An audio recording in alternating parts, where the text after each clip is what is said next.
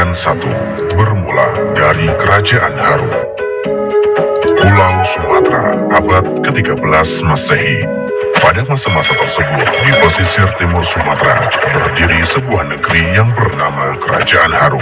Nama kerajaan ini tidak terlalu dikenal dalam kasanah sejarah Nusantara. Namun, dalam berbagai catatan sejarah, Kerajaan Haru sudah memiliki hubungan dengan berbagai kerajaan lain seperti Pasai, Malaka, Jambi, hingga Majapahit. Nama Haru disebutkan dalam kitab Negara Kertagama yang ditulis oleh Empu Prapanca.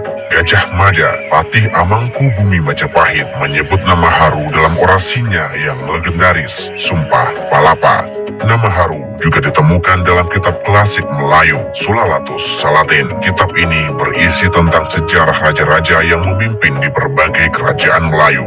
Rujukan lainnya yang ditemukan dalam Summa Oriental yang ditulis oleh Tome Pires, seorang Portugis yang menjelajah ke Nusantara. Summa Oriental menyebut Haru sebagai kerajaan besar dengan pelabuhan yang ramai.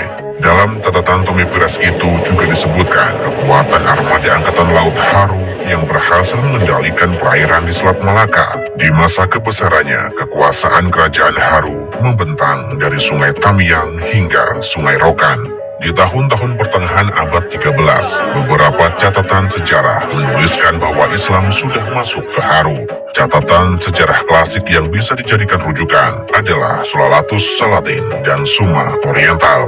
Catatan dari Cina juga mengonfirmasi tentang kerajaan Haru yang telah menjadi Muslim. Tahun 1282, utusan politik dari Haru mengunjungi Cina yang ketika itu di bawah kekuasaan dinasti Mongolia Kubilai Khan.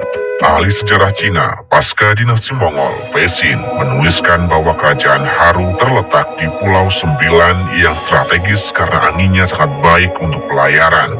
Kerajaan Haru saat itu dikenal sebagai penghasil beras, kamper, rempah-rempah, kopra, pisang, serta berbagai hasil hutan.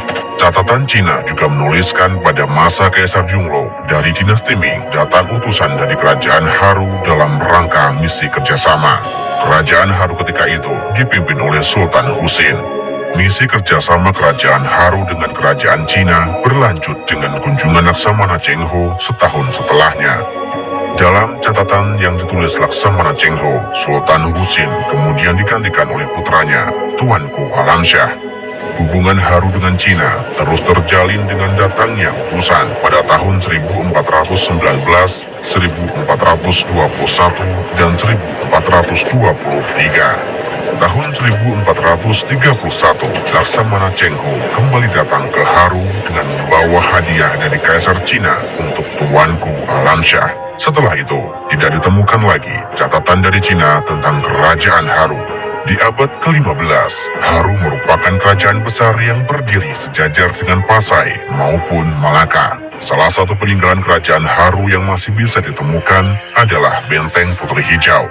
Bukti kebesaran kerajaan Haru di masa lalu ini terletak di Kecamatan Namurambi, Kabupaten Deli Serdang.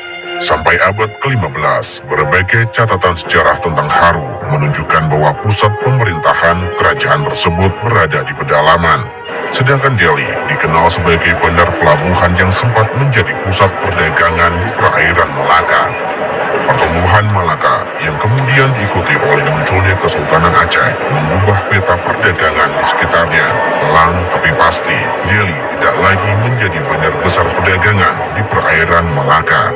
Memasuki abad ke-16, kerajaan Haru berubah namanya menjadi Kerajaan Buri. Dan namanya berubah lagi pada abad ke-17 menjadi Kerajaan Delhi. Di kisaran abad ke-17 tersebut, di masa Sultan Iskandar Muda, Aceh yang telah tumbuh menjadi kesultanan besar memperluas kekuasaannya hingga ke Delhi. Pasukan Kesultanan Aceh dipimpin oleh Tuanku Paduka Gocah Pahlawan. Dalam pertempuran singkat, Bandar Delhi berhasil dikuasai Aceh. Tahun 1613, tidak lama setelah Bandar Delhi jatuh, giliran ibu kota kerajaan Haru jatuh.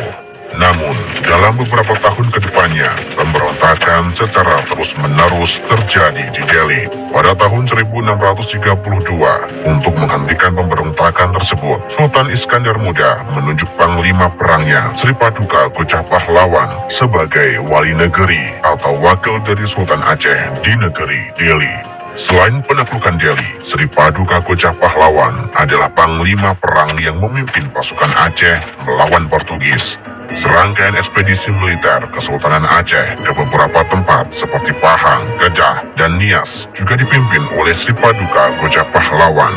Penempatan Sri Paduka Gajah Pahlawan akhirnya benar-benar mengakhiri kedaulatan Haru yang telah berganti nama menjadi Delhi.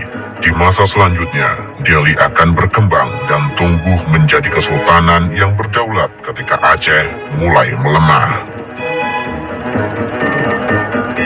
Jika Anda suka video kami, jangan lupa untuk subscribe.